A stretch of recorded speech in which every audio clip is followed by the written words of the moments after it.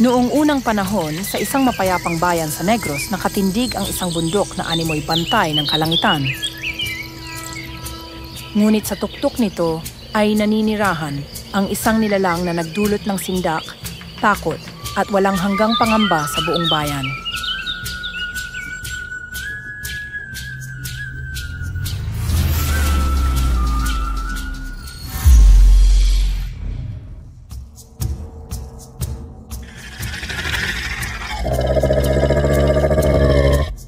Sa tuktok ng bundok, naninirahan ang isang halimaw na hindi kayang ilarawan ng isip ng tao. Ang kanyang katawan ay mahaba, abot sa 1 milya at balot ng kaliskis na tila matitigas na bato. Mayroon siyang 7 ulo, bawat isa'y may mga matang kumikislap na pula, parang nagbabagang hiyas sa dilim. Sa araw, nagbubuga siya ng makapal na usok na bumabalot sa buong bundok, parang ulap na nakamamatay.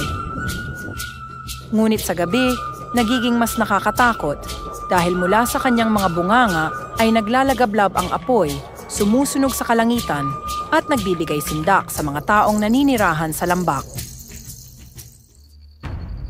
Upang mapatahimik ang halimaw, napag-alaman ng mga tao na kailangang mag-alay ng isang birhen tuwing bagong taon. 12 taong gulang mula sa pinakamahihirap na pamilya. Dadalhin ito malapit sa bunganga ng bundok. At kung hindi bumalik ang dalaga, ibig sabihin, siya'y naging pagkain ng halimaw at ligtas ang bayan sa 1 buong taon.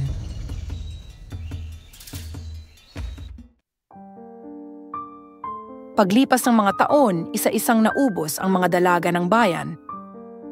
Bawat bagong taon ay naging isang bangungot. Ang dating masiglang nayon ay napalitan ng takot at pagdadalamhati.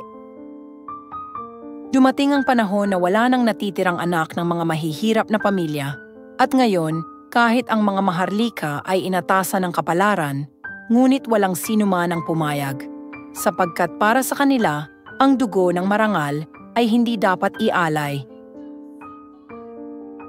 Ngunit alam ng hari, kung ipipilit niya, sisiklab ang galit ng kanyang mga nasasakupan at mas matindi ang takot niya. Ang dragon na naghihintay sa tuktok ng bundok, gutom at handang lamunin ang lahat.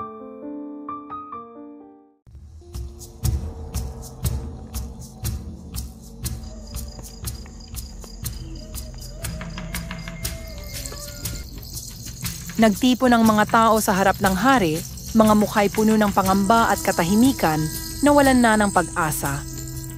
Hanggang sa biglang dumating ang isang binata mula sa malayong lupain. Ang sabi ng iba, siya'y mula sa India.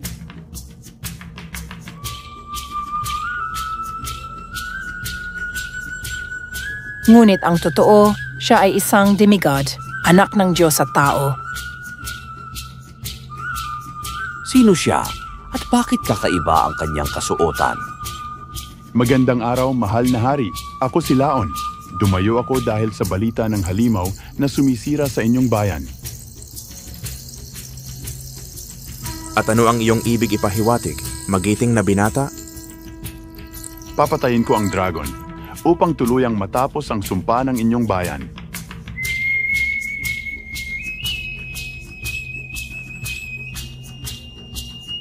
Kung totoo ang sinasabi mo, kung kaya mong patayin ang halimaw na iyon, ibibigay ko sa iyo ang kalahati ng ginto ng kaharian. At higit pa, ipagkakaloob ko sa iyo ang kamay ng aking nag-iisang anak, si Prinsesa Talisay. At sa gabing iyon, isinilang ang isang kasunduan na magbabago sa kapalaran ng buong bayan.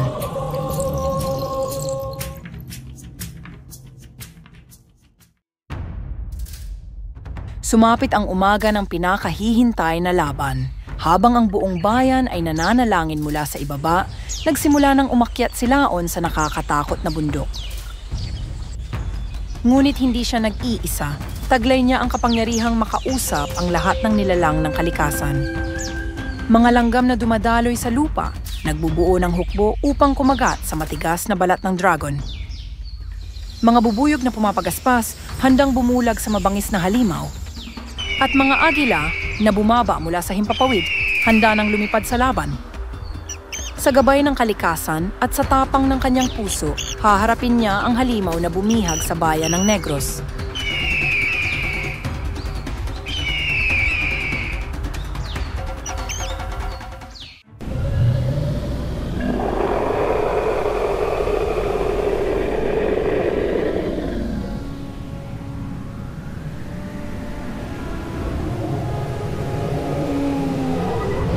Agad na inutusan ni Laon ang mga hayop, langgam, bubuyog at agila upang sabay-sabay na salakayin ang dambuhalang halimaw.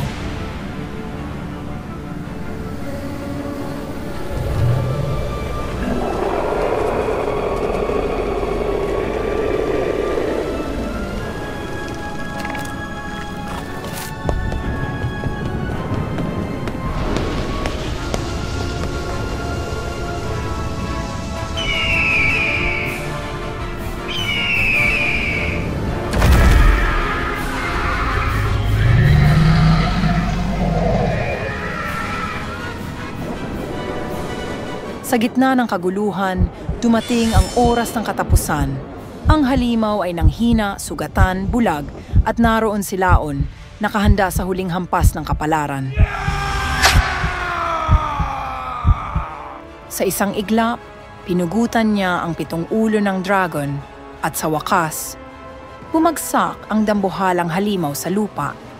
Dalang tropeyo, bumaba siya sa lambak, dala ang pinakamalaking ulo ng dragon.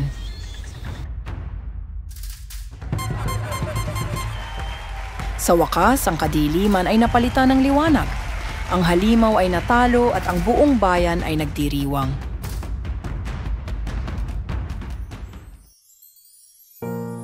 Sa harap ng lahat, ipinagkaloob ng prinsesa ang kanyang puso kay Laon, ang bayani na nagligtas sa kanila.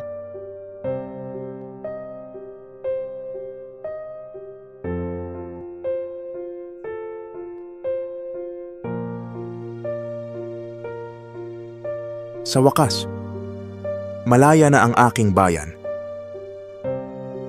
Mula sa abo ng takot, sumibol ang pag-ibig. Mula sa dugo ng sakripisyo, ipinanganak ang pag-asa. At mula sa tapang ng iisang bayani, isinilang ang bagong henerasyon ng mga taga-Negros. Simula noon, ang bundok ay ipinangalan bilang Kanlaon, Dakilang Laon. Ngunit hanggang ngayon, paminsan-minsan ito'y umuusok at sumasabog, parang paalala ng dragon na minsang nanirahan sa kanyang tuktok at ng kabayanihang nagligtas sa kanyang bayan.